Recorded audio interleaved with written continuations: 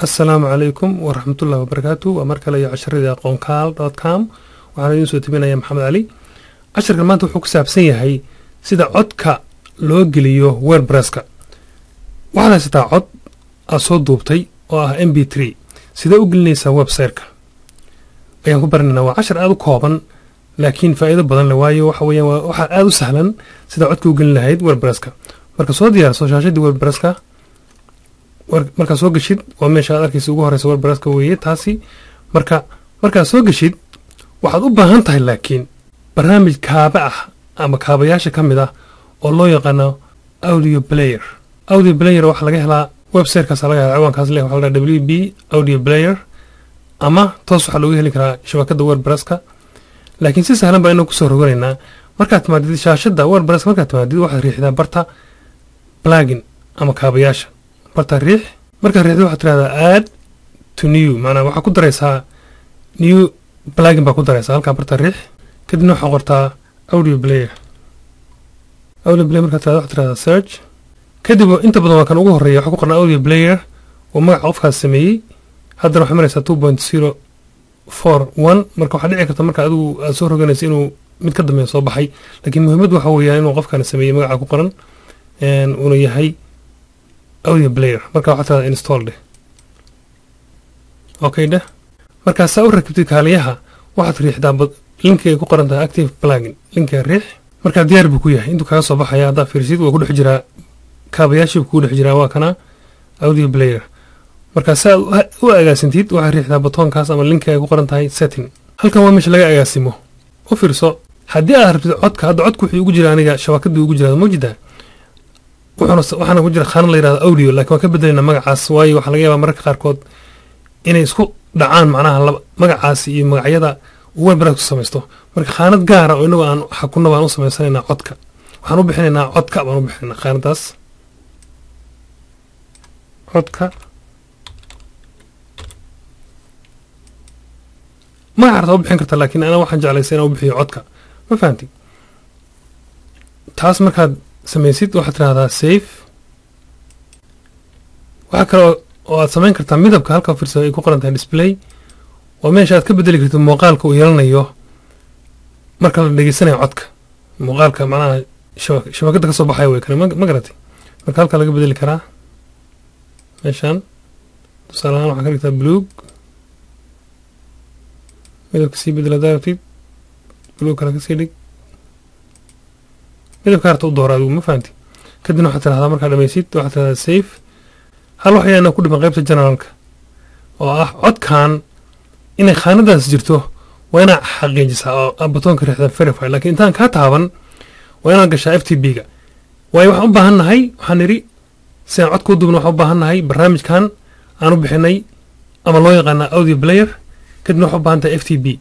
FTP hore ayaan usoo baranay casharadii hore oo aqoonkaal baan kusoo baranay oo laba cashar oo ku saabsan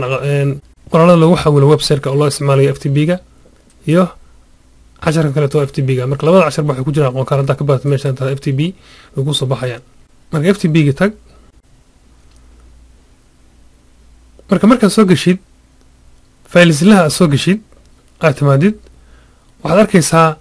website-kaagii baad gelaysaa magaca website-kaaga waad garanaysaa kadibna waxa weeyaan khaanada guud ee website-ka waxa ka sameynaysaa folder ama khaanada u bixisay magacii aan xagga ka soo sameynay arkaysa waxa u bixinay codka right click marka ku soo socda create directory kadibna waxa u bixisaa codka xagga u soo bixinay samayn codka waa kana khaanada marka si dhex gashid waxa ku soo shubtaa marka codkaagii aad haysatid oo ku jira computerka aniga hadda waxa igu jira marka filekan waxa double click dheh oo igu shumay ma fahanti waxa ku laabataa marka shaashadii ku laabo aan codka u sameynay magaca aan ku sameynay meeshan waxa tirada verify halka riix soo xaqiijisid muhiimadda ay leedahay halkaas waxa ogaan doonaa markaan qoraalka qorayno ama codka website gelina arki doontaa verify dheh marka uu verify macna uu cadeey mujida marka folderkaas waa jirtaa muhiimadda ay leedahay waxa weeye marka eeg xeerka oo fiirsala ku qoran ma jido xeerkaas adeegsan doonaa waa bil furan audio iyo bil xiran waxaan ku dhex qori doonaa magacii codka aan ku shubnay website-ka ku shubnay halkaas si fiican buu fahantaan filaya waayo codkan waa khaanad ka mid ah website-ka oo aan FTP u adeegsan doono wax alaala wixii cod halkaas aan ku shubi doonaa waana nagi sameynay marka saa codka u gelisid website-ka u gelisid qoraal qor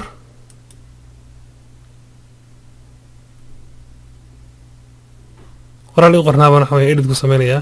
waa isku mid hadaa qoraal cusub samaysid ee hadaa mid hore u jira edit ku samaysid waxa fiican badanaaba qaybta HTML ka inaad ku qortid marka codka waxay gelinaysaa meeshaan gelinaysaa ka soo qaad ma garatay waxa qortaa maxaan nidhi bil furan audio laba dhibcood oo sul saaran marka waxa qortaa faylkii aan internetka u dirnay soo qaad maxaa faylkaasi fayl silaha ku laabo waa kana faylkaas wey koobiga soo qaada ma siduu yahay soo qor ma garatay kadibna waxaa ku laabataa meeshaan ku base garee marka bishii xir inta soo baahantay marka faylka u dirday internetka magacaadu magac fudud hadda rabto u qoro tusaalahaan waxaa ku qoran lahayd haddaa ku qoran lahayd cilmiga 1 cilmiga 2 cilmiga 3 cilmiga 4 laakiin waa MBT ahaada ma fahanti MBT-gana waxaa lagu sameeyaa barnaamijkan hore usoo barnay oo ah Audacity oo aad ka heli kartaa aqoonkaal markaad qortid intaa qortid waa bil furan audio laba dhibcood dul saaran magacii faylka oo la socda MP3 iyo bishuu xiran marka waxaad tiraahdaa update ama publish website-kii gal markaas refresh soo jeedid codka meel ka soo baxay halkaasaan gelin halkaan codkaan ka dhegeysanaysaan waa shabakadda aqoonkaal.com ee cilmiga kombiyuutarka ku baro af Soomaali soo jeedid saas u sahlan yahay marka maxaan sameynay waxaan soo galnay shabakaddan waxaan ka soo galnay shaashada hore waxaan galnay waxa weeyaan plugin markaan galnay waxaan sameynay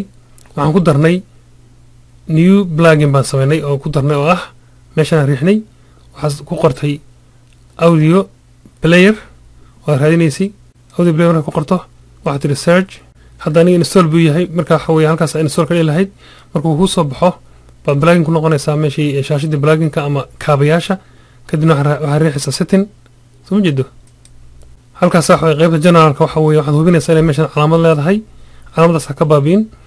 saa u adeegsid xeerkaas kadibna waxaa hubinaysaa codkii inuu saan yahay kadibna verify baa leedahay waxaa kaloo mid ka bedeli kartaa midabka shaashada yeelanayso uu yeelanayo meesha laga daawanayo laga dhegeysanayo codka uu yeelanayo halka ka bedeli kartaa markaas waxaa leedahay save faysilaha imaanaysaa codkii waxaa ku diraysaa markaas